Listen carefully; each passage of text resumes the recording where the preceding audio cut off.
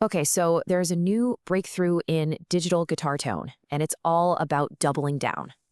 That search for the perfect amp tone never stops, right? So, what if the answer is two models, not just one? Neural Amp Modeler, or NAM, is already known for its super realistic models of real world amps. But what if we could get even closer? Well, a new method does just that.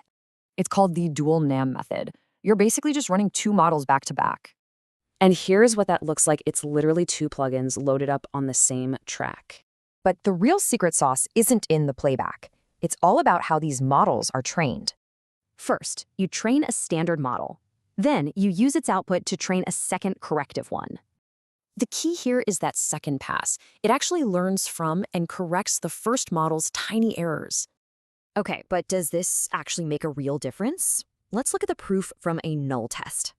So on the left, you've got your standard capture, and on the right, the two-pass method.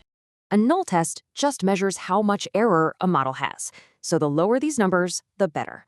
And you can see the numbers are better across the board. Every single metric shows an improvement.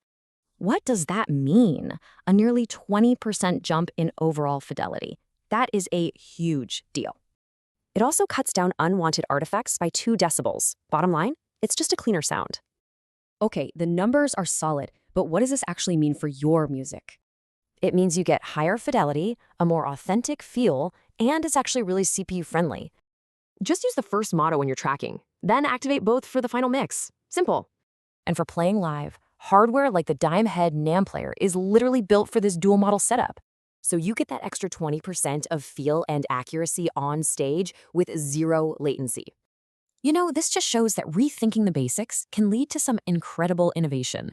So it makes you wonder, is this simple 2-step trick the future of perfect digital tone?